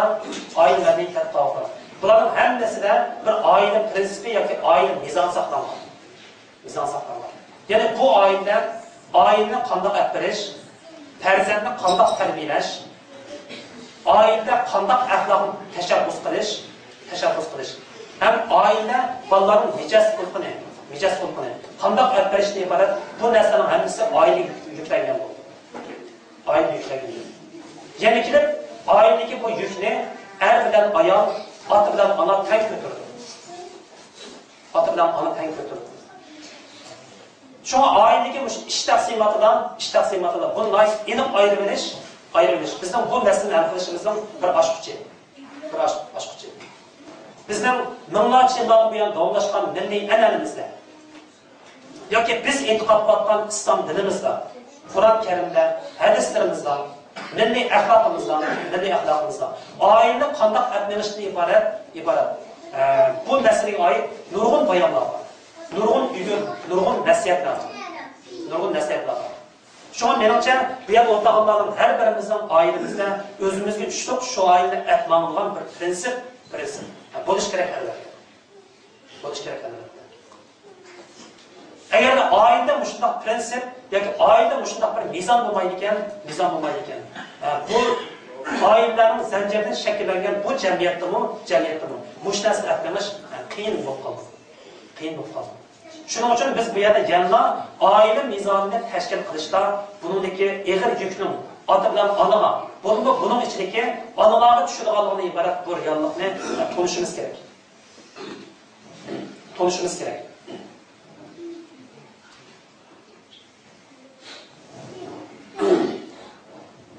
Endi bu jarayonda biz boy so'zlayotgan temalar ichida oilaning ichida yana bizga eng muhim tuyulg'ini shu farzand tarbiyalash masalasi. Chunki vatandagi muhitga o'xshagan holda bizning shu muhojiratdagi hayotimizda bizning bolalarimiz duch kelayotgan muhit vatandagi muhitdan xeyli zo'r darajada farq qiladi. Vatanda bizning oilamizdan yoki Uyg'ur muhitidan sirtda boshqa bir xil madaniyat, bir xil muhit hukm surgan bo'ladi. Lekin hozir biz bu yerda yashayotgan muhitda bu bir xil xalqaro muhit yoki international. Mushundaq bir muhit yashayapmiz. Endi mushu muhitning ichida oila o'zimizning milliy axloq, milliy mizonlarimizni yurgizishdan boshqa oilamizda yoki o'zimizning jamiyatimizda mushu xalqaro muhitni asos qilganlarda buni qanday birlashtirib olib berish masalasi bor. Chunki bolalarimiz maktabga boradi, maktab borganda shirtlarning cho'ng jamiyat muhitidan boshqa bu yerga qo'shilgan. Masalan, arablarning yoki turklarning va yoki Yevropa boshqa yerlardan kelgan nurg'un millatlarning madaniyatlari bu yerda bizga yo'l qilib turdi. Şu an bizning bolalarimiz bu yerdagi xalqaro muhitning ichida cho'ng bo'ladi. Endi o'sha xalqaro muhitning ichidan o'ziga foydali bo'lgan, o'ziga kerak bo'lgan energiyani qanday olib bo'ladi? Qanday suzib oladi? Meg'izni qanday qilib qabul qilib, shakarni qanday chiqarib oladi? Demak, o'sha masalalarda bizning oila muhitimiz mushlarni o'rgatish kerak. Bu oiladagi ona bo'g'uchining bu jihatda o'ynaydigan rolni biz yuqorida so'zlab o'tdik. Tatarlarning ichida yetishib chiqqan damliq o'lima Rizoidin Faxriddindagi bir jumla so'zi bor, ehtimol hammamiz anlagan bo'lsa kerak. Onalarning bir qo'lida go'sht tarbiyasi, yana bir qo'lida dunyo tarbiyasi. Bu odatda bunday aytilib qo'ygan so'z emas. Chunki bu so'zning o'zida cho'nqur hikmat bor. Bir to'ralma onaning qo'sog'ida paydo bo'lgan kundan boshlab, Alloh taolo uni hayot qilgan kundan boshlab ota Allohning mushu farzandga, mushu to'ralni tarbiyalashdan iborat mushu mas'uliyat yoki burch chekilgan bo'ldi. Bu burch bola bu dunyoga energiyasini yig'lab, bu dunyoga ko'z ochgan kundan boshlab bu burch reallashadi. Şu bu jarayonda bolalarimiz biz bilan birga bularni cho'ng qilib. Bu yerda yasli, maktabga yoki jamiyatga o'tkazib berib turgan jarayondagi orliqdan bolalarimizga oila tamoman tarbiya ilib berish mumkinchiligi bizda bor. Agarda mushu jarayonni qo'ldan berib qo'ysa, mushu fursatni qo'limizdan chiqarib qo'ysa, u chaqda bolalarning ro'yitini, ma'naviyatini mushu jamiyatga o'z qo'limiz bilan o'tkazib berganga o'xshash bo'lib qolamiz. Shuning uchun bolalarning mushu tug'ilgandan tortib, yasi maktab yoshiga kirgicha bo'lgan jarayondagi mushu muhit. Har bir ota-ona bo'g'ichi, ona bo'g'ichiligi, o'zining mas'uliyatini cho'nqur darajada his qilishning yo'llarini albatta ta'kidlash kerak. Demak, bu 3-chi bir tema. Ham 4-chi temamiz muhojiratdagi vatan masalasi. Vatan temasi. Bizda vatan haqida gap bo'lmagan vaqtda,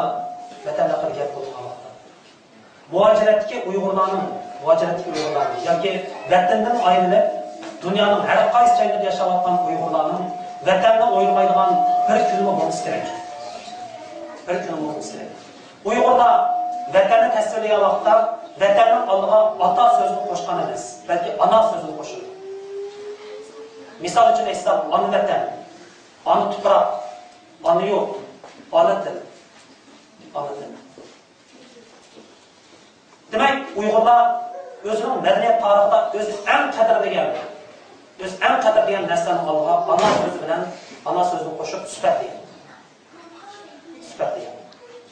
Shuning uchun bugun bu yerdagi vatan degan temani, vatan degan so'zning hukmini biz qancha qatorlar yashsak bu ta'birlasak bu mangu oxirlashmaydigan bir hukm. Chunki vatan degan hukmga, vatanning ta'biriga biz vatanda dastlab turib yashayotgan vaqtda unchalik e'lon qilgan, unchalik ko'p o'ylashib ketgan. Ammo vatanni ayirgandan boshlab bu tuproqning haqqi, bu tuproqning sehriy kuchi, bu tuproqning buyumligi, bu tuproqning mehribonligi haqida biz talay qatorlar o'yladik. Undaqda vatan zoti nima? Vatanni konkret va abstrakt nuqtalarni tushundirish mumkin. Konkret nuqtani o'ylasak, vatan ma'lum bir tuproq bilan bog'lanadi. Vatan yana shu tuproqni dastlab turayotgan ma'lum bir xalq bilan bog'lanadi. Shuning bilan bir vaqtda vatan yana mushu tuproqni dastlab yashayotgan ma'lum bir xalqning yaratgan madaniyati, tili, tarixi, kechirmishlar bilan bog'lanadi. Demak, bu konkret biz davlatdan vatanning hukmi. Ammo bu vatandan ayrilgandan keyin muhojirat turib, yiroq turib, biz vatanni eslagan vaqtimizda bizning qalbimizda, bizning hissiyotimizda, bizning tafakkurimizda abstrakt vatan mavjud. Abstrakt vatanning hukmini biz qanday his qilamiz? Abstrakt vatanning hukmini biz bu yerda o'rtog'larning tilidan, bu yerda o'rtog'larning chiroyidan, bu yerda o'rtog'larning o'zaro bir so'ringa kelishimizdan. Bundan keyin biz vatanni his qilamiz. Shuning uchun bu yerdagi har bir Uyg'ur vatanning bir parchasi.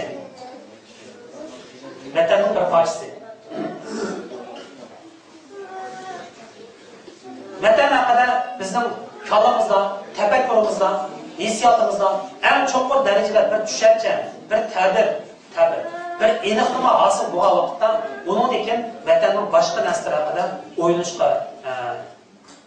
o'ylash mumkinchiligiga erishamiz.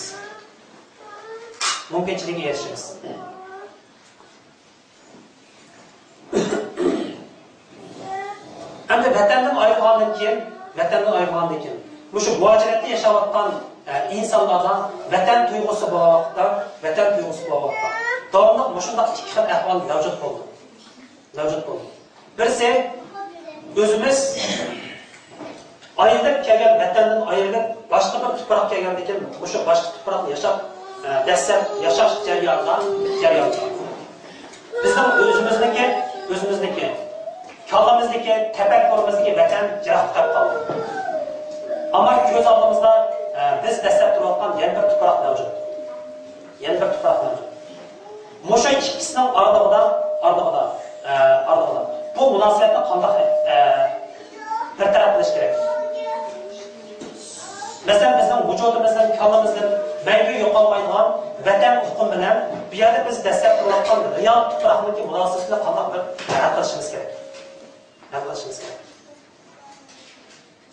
Nurg'un kishilar ta'kidlagandek, vatan biz uchun qanchalik qadrli, qanchalik buyuk bo'lsa, bugun biz bu yerda yashayotgan mushu tuproqni so'yish, uni asrash, uning bo'lgan haqdorlik tuyg'umuzni yetildirish albatta biz uchun texnik buyuk.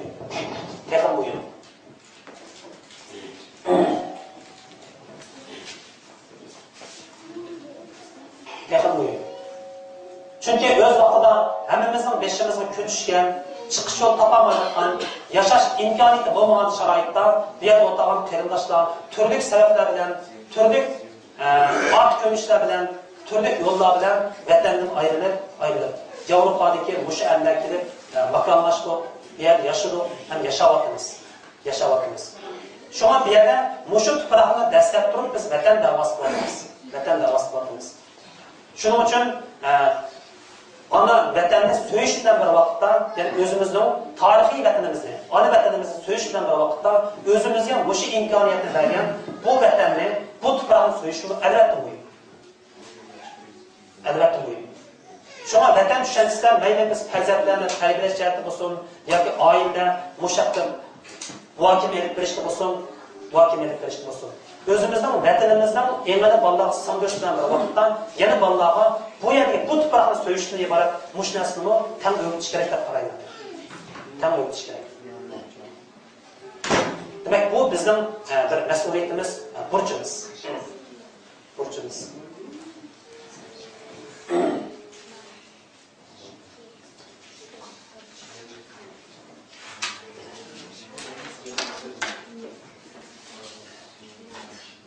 Hem de 5. nokta, yani ahirki bir nokta şu muhaciratdaki milliy kimlik meselesi. Demek biz yukarıda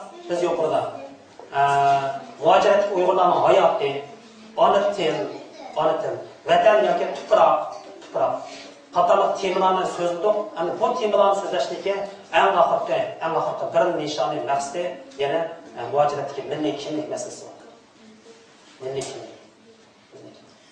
Çünkü özümüzde saklaş, rivojlantirish hamda o'zimizning o'sha to'qliqlarni yoki birinchi avlodniki bu yeriki, o'zidagi barliq narsalarni keyingi avlodlarimizga qo'sh qo'llab tutqizish hamda ularning bu milliy kimligini saqlash jihatda biz duch kelayotgan muhim masalaning birisi muhojiratdagi kimlik masalasi. Hem bunun için milliy kimlikni mesela qanday tushunamiz?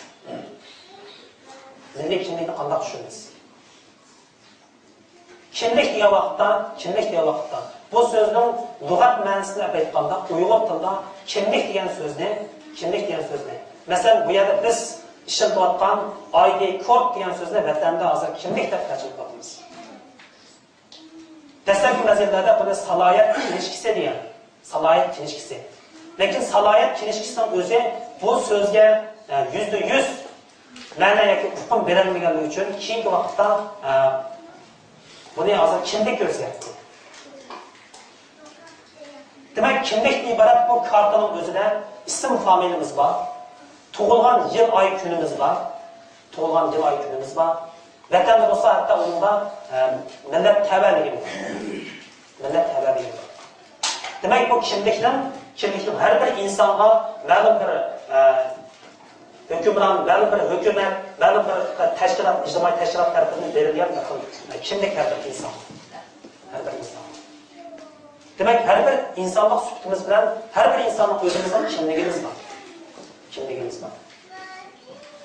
Ammo har bir inson cho'qim ma'lum bir kollektivga, ma'lum bir jamoatga, ma'lum bir millatga tabi bo'lganligi uchun o'zi tabi bo'lgan millatning o'ziga xos milliy kimligi bor. Hamda milliy kimlikning mavjud bo'lishning nurg'un omillari bor. Bu omillar masalan biz deymiz ona til buning bir tarkibiy qismi. Ona til. Madaniyat buning bir tarkibiy qismi.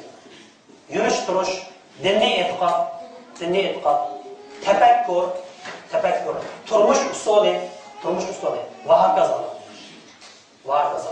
Şu an milliy kimlik intayin keng bir doirada o'sish oldi. Mundaqcha aytganda, insonlar bir millatning milliy kimligini, shu millatning mavjudligini, shu millatning madaniyat saviyasini, shu millatning hayotiy kuchini ko'ralaydi. Şu bizning hozirgi media, yana gazet, jurnal, tashviqot vositalari, radio, televiziyaning hammasidan milliy kimlik degan so'z ko'p takrorlanadi. Ana tilimizning qasam milliy kimlik degan so'zni eng ko'p darajada takrorlanadi.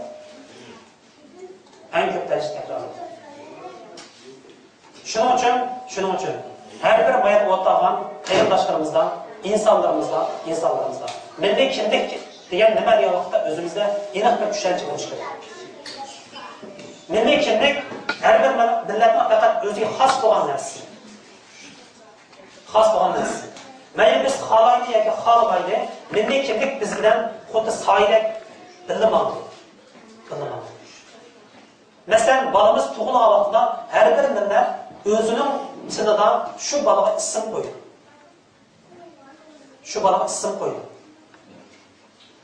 Bu bala ism qo'yilgan kundan boshlab o'sha ijtimoiy kollektivning, o'sha millatning bir a'zosi aylandi. Şuna isim mesele çıkanda ben yana bir söz ta'kidlagim kelyapman. Dunyodagi hamma millatniki o'ziga xos ism sistemasi bor. Şuna mushu ismlardan boshqa xalqlar bular bilan uchrashganda ism orqali bu millatning kimligini, qanday millatligini, qaysi millatdan kelganligini ism orqali ba'zi farqlantiradi. Masalan, Shvedlarning ism familiyasiga kelsak, masalan, Svensson, Gustafsson, Nilsson. Keyin son qo'shilganlarning hammasini chetlarlik biz ko'rgandan keyin bu Shvedlar xos ism familiya sistemasi. Rostamni e'tibor qilsak, Rostam ismining keyindagi masalan Pop. Yoki ayollarning familiyasining keyindagi Eva degandek ismlar. Demak, Ruscha ism familiyalarning bir sistemasi. İngilizlarning, Germanlarning ve başka Araplarning, Türklarning hammasining o'ziga xos bir ism sistemasi bor. Şuna bu yerda farzandlarimiz tug'iladi, yilda har yil tug'iladi. Menimcha biz eng sal qarashga bo'lmaydigan narsa bir millatning ichidagi eng kichik ish deb qaragan ba'zi narsa amaliyotda shu millatdagi eng g'oyatli masalalar bo'lib qolishi mumkin. Şuna bu yerda mening tavsiya qilganim bundan keyin farzandlarimiz tug'ilganda ota-onalar bir yaxshi ismni tanlash bizning bir majburiyatimiz. Shundaqda bizning milliy kimligimizni bolalarga taqdim qilib berishning bir usuli. Biz islom dinini qabul qilgan minglarcha yil bo'ldi. 1000 yil jarayonida, yana 1000 yildan burun Uyg'urlarning o'z oldiga milliy ism sistemasi bor edi. Keyin islom dinini qabul qildik. Undan keyin arab, fors tilining ta'siri va madaniyatning ta'siri boshqa sabablar tufayli ismlarimizda ham zo'r darajada arablashish yoki forslashish ko'rilgan. Hozir endi Uyg'urlarning ismlarini istatistiklaydigan bo'lsak, balkim bizning ismlarimizning 80%dan ko'pragi arabcha ismlar. Şu bir yerda diniy jihatdan o'qib bilim erishgan bizning nurg'un qarindoshlarimiz bor. Menimcha bir millat uchun o'zining milliy ismini qo'llash, mayli din jihatdan aytsin yoki boshqa jihatdan aytsin, u bir gunoh emas. Chunki millat mavjudkan, uning milliy madaniyati bo'ladi. Milliy madaniyati bo'lgan shu millatning o'zining ism sistemasi bo'ladi. Masalan, turk qarindoshlarni taqayli. Turk qarindoshlarning hammasining ismidan bir anglashaqda turkkan degan narsa biz farq etamiz. Turklar o'xshash musulmon. Qanday qilib diniy an'ana bilan milliy madaniyatni ikkisini organik yo'sinda yo'g'irishning yo'lini turklar o'zining tajribasini o'tkazdi. Shunga bolalarımızga mümkün bo'lsa, bunun için sap Uyg'urcha ismlarni qo'yish, menimcha milliy kimligimizni saqlashdagi muhim bir taraf. Bunun din bilan hech qanday to'qinish yo'q.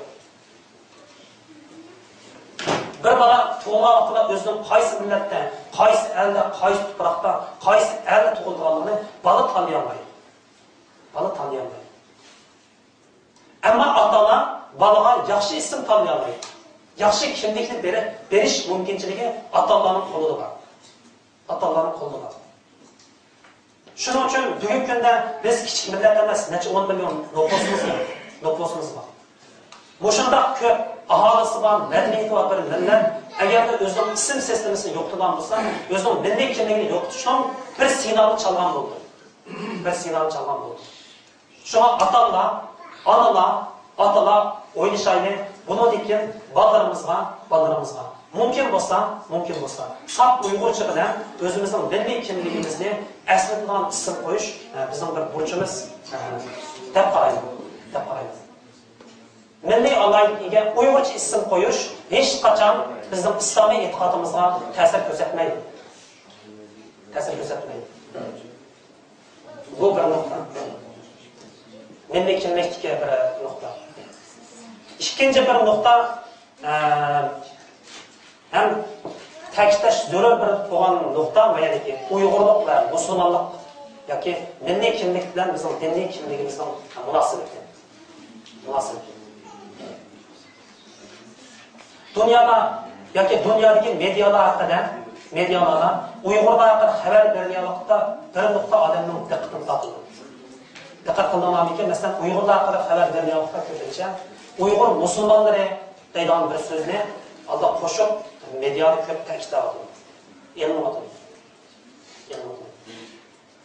Ammo men shunda o'ylayman, Uyg'urlar uchun Alloh musulmon degan sifatni qo'shmasin, bir butun Uyg'ur millati ning eng muhim kimligining birisi musulmonlik.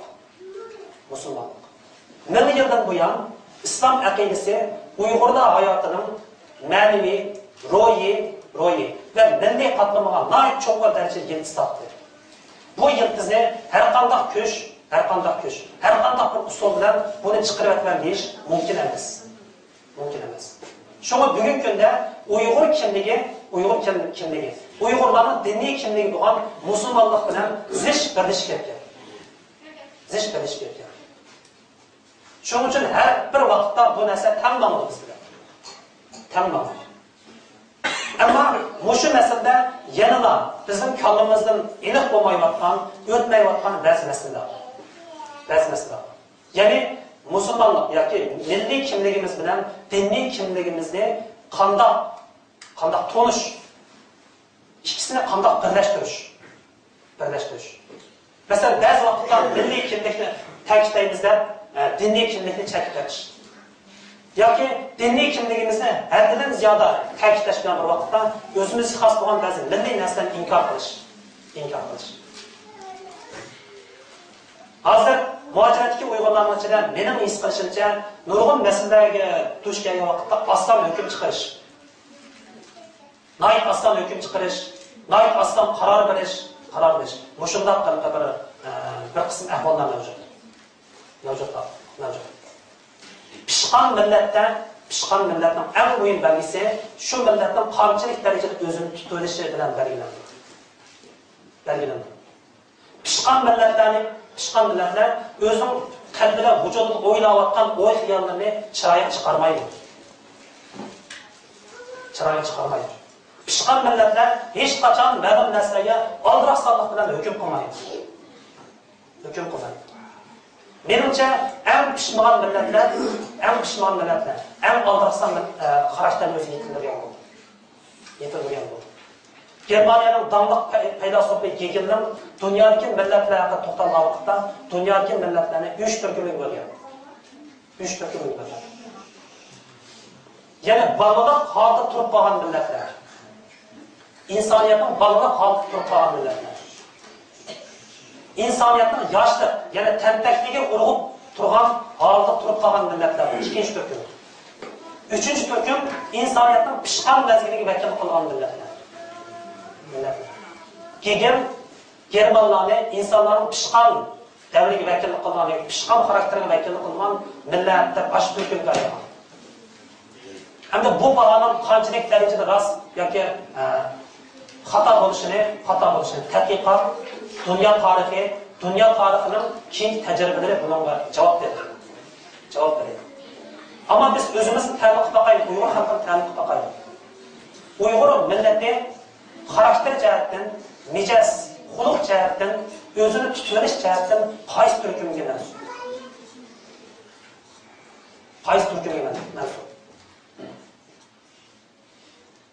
Bizden həll olmayan məsələlərimiz intayın köp. Biz uçuratdan Avrupa'daki nurgun milletler bilen sileştirdiği vakitte bizden hal bulmayan meselelerimiz intayın sansanaksız.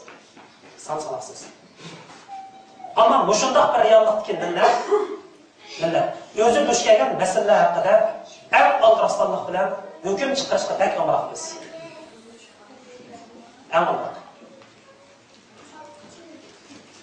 Şunun için hazır bizden reallığımızda biz düşküvatkan bay tekişleyen temeliki milli kimlik meselesine bunun içindeki milli kimliğimizin teşkil kılan bağımlılar hem bunların münasebetini doğru tanış gerek. Şuna bugün günde Uygur'un milli kimliği neçemin yıllardan bu yan milletimiz özünün tarihi terakkiyat jarayonida şekillendirgen milli en'anisi bilen İslamiyet'in qabul qilgandan keyin qabul qilgan islomiy aqidalar bilan zich birlashgan. Mushundaq bir kimlik Uyg'ur milliy kimligining ish yuzini tashkil qilmoqda. Shunga bu jarayonda milliy kimlik topilgan ba'zi masalalarda bir tarafni kuchab tashkil qilib, yana bir tarafga sal qarash. Bunday qilgan masalalar cho'qim aldarsonlik qilmaslik kerak.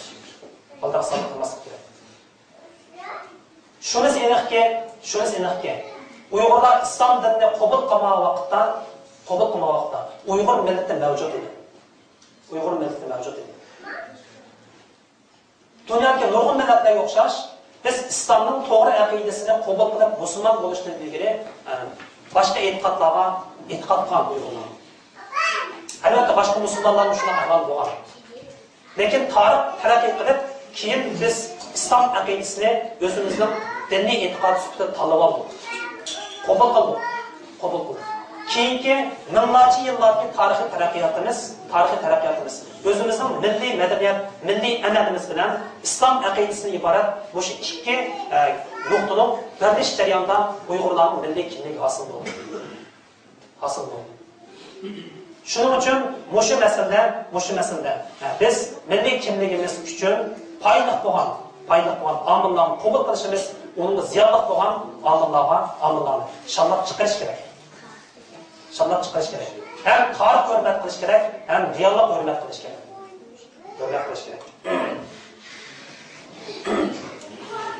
Demak bu bir masala. Hamda milliy kimlik masalasida biz vatanni qo'yib turib shu muhojiratdagi hozirgi ahvolimizni ta'kidlayapmiz. Bu yerda bunday bir masala, bayam so'zlab turibdi. Bu yerdagi madaniyat taq yo'nalishlik madaniyat emas, biz yashayotgan jamiyat. Bu ko'p yo'nalishlik, ko'p qatlamli madaniyatning ichida yashayapmiz. Gerçi Şivit medeniyeti bu devlette asas o'rin tursa-mu, onun boshqa dunyoning turli tuman iqlimlaridan kelgan har xil insonlar, har xil madaniyatlar bu yerda tam mavjud bo'lib turibdi. Shunga ko'p madaniyatlik, ko'p qatlamli muhitning ichida bizmi o'zimizning o'xshamaydigan qatlam bilan bu madaniyatga qatnashish masalasi kelib chiqadi. Shuning uchun bu jarayonda menimcha milliy kimlik bizning o'zimizning xosligimizni saqlashga intayin muhim bir omil. Masalan, bu yerda bir oddiy bir misol olsak, Shvetsiyada nurg'un musulmonlar bor. Bu musulmonlar milliy tarkib jihatdan turli tuman millatlarga mansub. Biz bulardan bir so'rinlar bir yig'ilishdan yoki bir konferensiyaga va yoki bir cho'ng bir ko'ryazma kelgan vaqtda hammamiz musulmon bo'lsakmi, lekin hammamizdan bir-birimizdan farqlangan milliy kimligimiz bor. Kimligimiz bor. Musulmonlik bir cho'ng qarindoshdir. Qarindoshdir. Ammo qarindoshlikning ichida yana o'zimizdan ma'lum kimliklarimiz bor. Kimliklarimiz bor. Masalan, shu so'ringa do'ppi kiyib kirgan vaqtimizda, demak, shu do'ppa amaliyotda bizni bularning ichidan farqlantirib ayirib turgan bir kimlikning bir belgisi. Kimlikning bir belgisi. Shuning uchun Uyg'urlarning tarixdan buyon yaratgan ajoyib ism milliy an'analar, milliy madaniyatimiz mavjud. Şu an milliy kimligimizni saqlab qilishda menimcha shaklan narsalarga diqqat qilish kerak, lekin ruhan yoki ma'naviyatdagi narsalarga cho'qim ahamiyat berish kerak. Masalan, butunlay arabcha kiyinib, arab tug'ilmaydi. Pokistonlikning kiyimini kiyib, mangu pokistonlik bo'lamaymiz. Turk so'zlab, turk bo'lmaydi. Fakat Uyghur bolalaymiz. Beş tilni xuddi shu millatning o'zidek so'zlab yaqin. Shu millat bilan 30 yil kechgunuz bilan yashab yaqin. Siz yana Uyghur. Shuning uchun biz mayli musulmonlik qarindoshlar bilan bo'lgan munosabat bo'lsin, yoki bu yerdagi bir cho'ng muhitda yashash jarayonida o'zimizni saqlash, taraqqiy qildirish jihati bo'lsin, yana o'zimizning kimligimiz, milliy xosligimiz, urf-odatimiz, milliy belgimiz bilan bu jamiyatga qatnashimiz. Mushuningda bizning qimmatimiz bo'ldi. O'zimizning milliy kimligimizni yo'qotib, boshqa bir millatga, boshqa bir toifaga, boshqa bir qavmga aylanib kelgan vaqtimizda bizning hech qanday qimmatimiz yo'q. Hech qanday qimmat yo'q.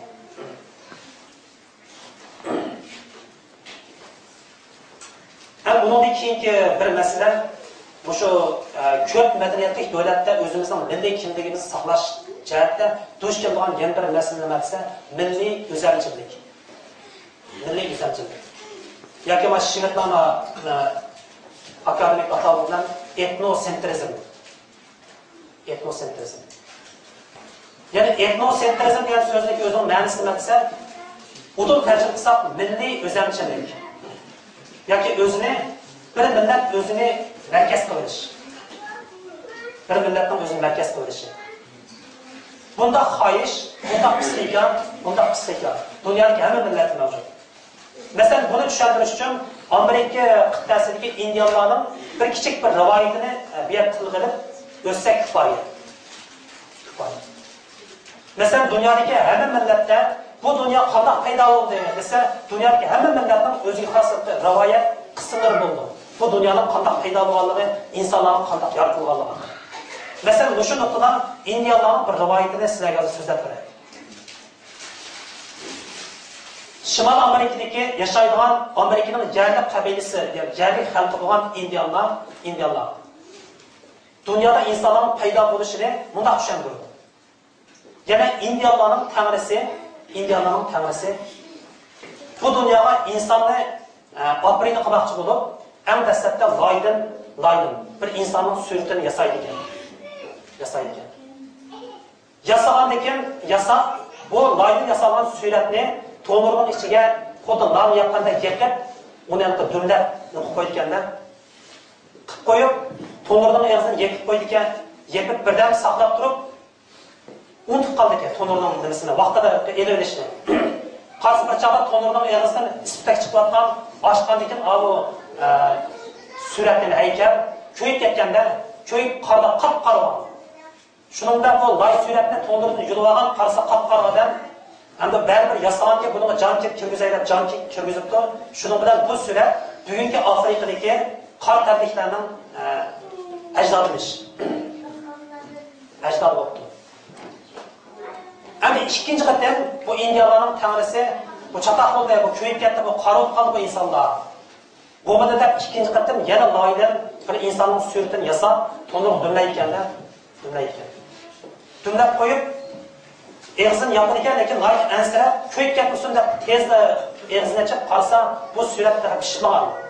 Ya'ni oq holatda chiqib qoldi ekanda, mayli aqalat chiqib qolgan bo'lsin deb bunun jon termizga qarasa bu Yevropadagi aqtalliklarniki ajdodi paydo bo'ldi. Ana 3-qatam Indiyalarning tanrisi o'ylaqdida bu bir yarasdan bu qarib qoldi, bir yarasdan oqib qoldi. Eng qizg'ish zot, eng yaxshilanda bir insondan yaratay deb 3-qatam bir loyni odam yasab to'nirga soladi ekan. Sebab vaqti uzun emas, qisqa emas, loy vaqt fursatda to'nirning eg'izini chiqib olsa, bu loy xuddi qip-qizil pishgan to'g'ashdek holatga chiqqandan mana eng yaxshi insonlarga deb ularga jon kirgizibdi. Shuning bilan bu Amerikadagi qizil tanlik indiyalarning avlodi bo'ldi. Ajdod. Demak, bu rivoyatdan o'ylab boqaylik. Mushu rivoyatning o'zini nima tushuntiradi desa, har bir millat o'zini eng yaxshi deb qaraydi. O'zining tilini eng go'zal deb o'ylaydi. O'zining madaniyatini eng taraqqiy qilgan deb o'ylaydi. O'zining davlatini eng go'zal deb his qiladi. Demak, bu etnosentrizm. Ya'ni o'zamchilik, milliy o'zamchilik. Xuddi shuni qo'shash. Bugun Uyg'urlarning o'zida bu milliy o'zamchilikdan iborat bunday bir psixika mavjud. Yana hadislar Uyg'urning hamma narsa yaxshi, dunyodagi eng ism millat. Bizning o'ylaganlarimiz eng to'g'ri. Varkaza degandek shunday bir xiyol yoki psixika bizda mavjud. Shuning uchun biz bu yerdagi ko'p millatlik madaniyat bo'yicha yashayotgan ekanmiz. Albatta o'zimizni so'yish, qadrlash muhim. Ammo o'zimizning hamma narsani to'g'ri, hamma narsani mukammal, nuqsonsiz deb qarashning o'zi bu amaliyotda bir tarafdan. Demak, bu boshqa madaniyatni qabul qilishimizda o'zimizga bir to'sal bo'ladi.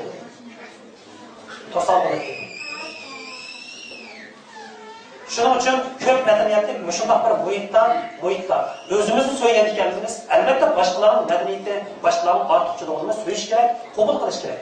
Shunda anlaydigan o'zimizni mukammal bir yo'lga boshlab qo'ydik. Demak, endi bugun temalar yana borda, lekin vaqt munosabati bilan Mushu 5 temada muhokamalab qoldik. Qolgan vaqtda qarindoshlarning so'raydigan savollari yoki muhokama qilgan temalar bo'lsa, o'tirib qo'ysak bo'ldi. Ko'pchilikning diqqatiga